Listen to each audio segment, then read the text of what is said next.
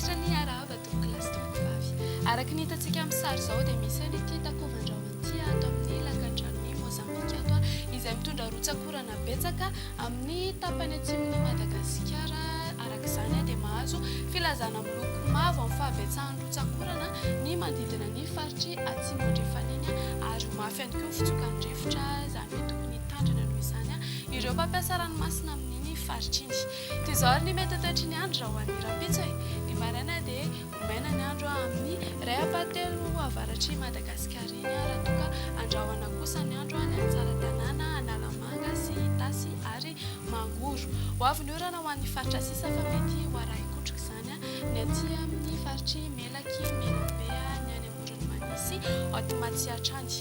Raha ho an'ny hariva kosa indray dia ho avy ny orana ny aty Sava, Analanjorofa sy Alaotra Mangoro. Anao endrika tandrivon-drahona izany aty amin'ny faritry Boeny sy Analamanga ary maina ny andro aty Sofia, Atsinanana sy Vatovavity Finandy. Sisan'izay moa izany dia ahazo oram-baratra fa mety ho arahina tafiotra izany indraindray aty amin'ny faritry atsimo andrefana aty.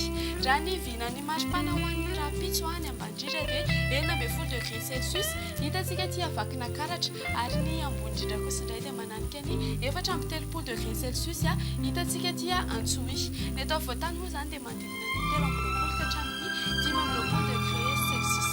Raha mikasa hivoaka ny ivelan'ny Madagasikara kosa ary ianao dia toy izao ny mety toetry ny andro any Antananarivo sy nosy manodidina.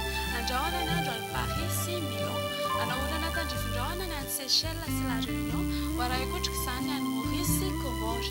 Ifanehon'ireo andrahoana sy masoandro any Johannesburg, Nairobi ary Bangkok. Izay indray ary no azonao resaonao tamin'ity alina ity. Manome fotoananao manaraka indray. Veloma tompoko.